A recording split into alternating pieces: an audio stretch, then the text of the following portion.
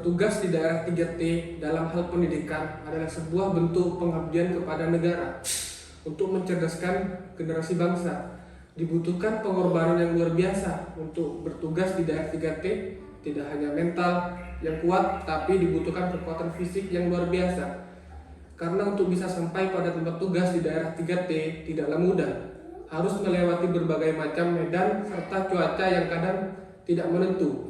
Kabupaten Sumeneb memiliki beberapa daerah 3T yang salah satunya berada di Kecamatan Sapeken, Desa Sadulang, Pulau Sadulang Besar, di mana sudah berjalan 5 tahun saya bertugas di SDN Sapeken 3. Assalamualaikum warahmatullahi wabarakatuh. Perkenalkan, nama saya Sayanama Marwato, jabatan guru kelas 5 unit kerja di SDN Sapeken 3 yang beralamatkan di Pulau Sadulang Besar, Desa Sadulang, Kecamatan Sapeken, Kabupaten Sumeneb. Saya sudah 5 tahun mengajar di SDN Sapeken 3 terhitung 1 Desember 2020. Tempat tugas saya di SDN Sapeken 3 berada dalam kategori khusus atau daerah 3T, tertinggal, terdepan, dan terluar.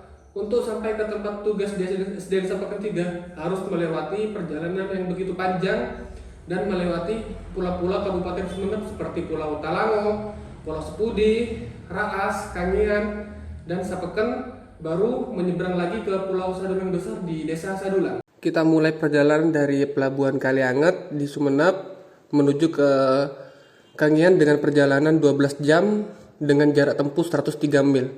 Kadang di perairan Raas terjadi gelombang tinggi dan badai yang mengakibatkan kapal bergoyang dan mengharuskan para penumpang itu memakai pelampung keselamatan. Ini adalah video cuplikan bulan September 2025 yang terjadi di Kepulauan Raas. Setelah sampai di Pelabuhan Kangean, kita turun untuk bongkar muat barang dan para penumpang membeli makan untuk melanjutkan perjalanan lagi ke Pulau Sapeken.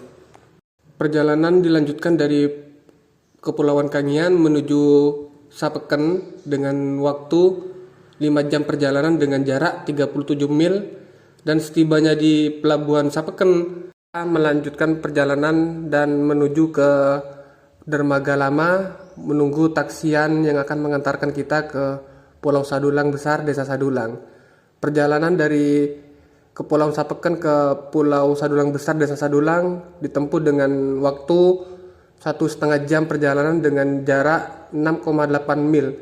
Dan ketika cuaca buruk, ombak menghantam perahu taksian yang kita naiki dengan gelombang yang cukup besar, dan disinilah perjuangan yang kita lakukan untuk sampai ke tempat tugas ini. Ketika cuaca teduh dan bersahabat, kita disajikan dengan pemandangan yang asri dan memanjakan mata. Saya berangkat dengan anak dan keluarga saya ke tempat tugas. Berikut praktek baik pembelajaran mendalam materi cahaya dan sifatnya kelas 5 SDN Sapeken 3 yang telah saya lakukan.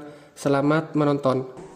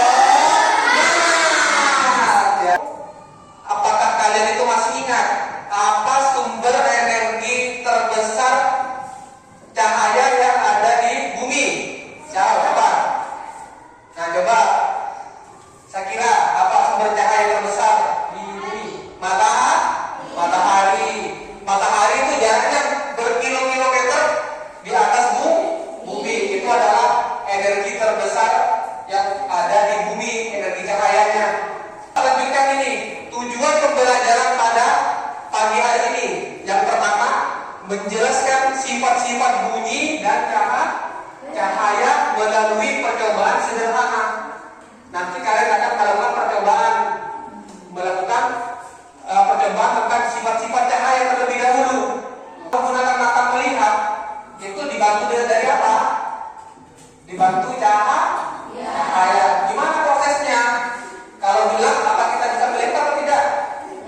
Nah, meskipun mempunyai mata tapi tidak bisa melihat kalau tidak ada cahaya. Pada saat gelap, 1, kelompok 2, kelompok 3, 4, 5, dan 6. Coba sekarang nama kelompoknya jangan lupa ditulis di depan. Nama kelompoknya siapa saja, anggotanya itu kita coba dulu ya. Ya, betul, tulis dulu. Nanti akan ada lembar. Ayo coba prakteknya. Diskusi. Akan mempresentasikan bisa dipakai ini.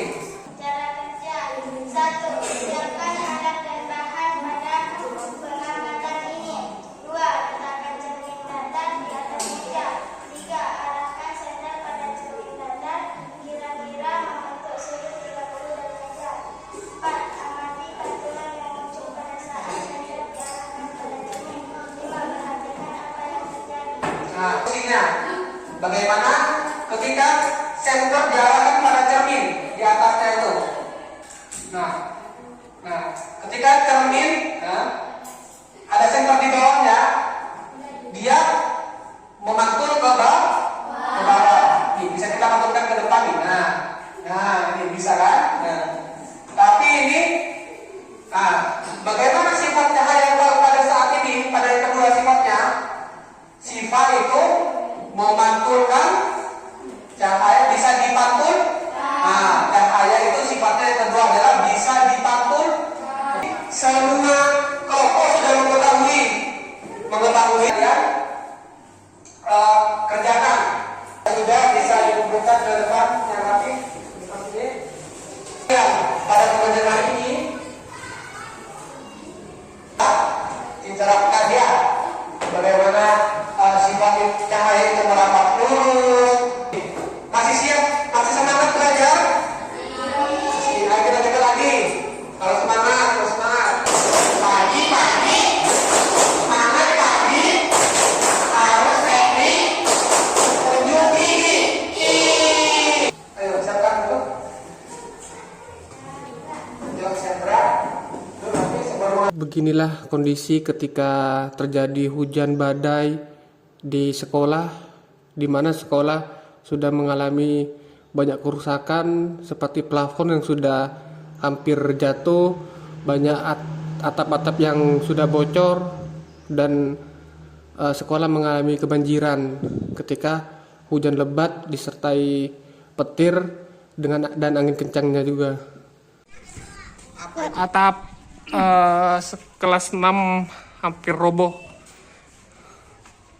Ini sudah ada yang jatuh, yang roboh. Ini. Untung masih tidak ada anak-anak. Ini kondisinya. Untuk memastikan keamanan di lingkungan sekolah, saya berinisiatif untuk menjatuhkan plafon yang sudah rusak yang ada di kelas 6. Pada waktu luang sore hari, saya dan istri mengajak para siswa yang berada di lingkungan sekitar untuk bisa berkumpul dan mengadakan tambahan pelajaran atau les dengan materi kalistung, baca, tulis, hitung pada siswa rendah kelas 1 dan 2. Nah, beginilah kondisi ketika saya dan istri memberikan pelajaran tambahan pada saat malam hari juga kita lakukan dengan memakai lampu aki dengan penerangan yang seadanya. Beginilah kalau sudah malam tidak ada listrik dan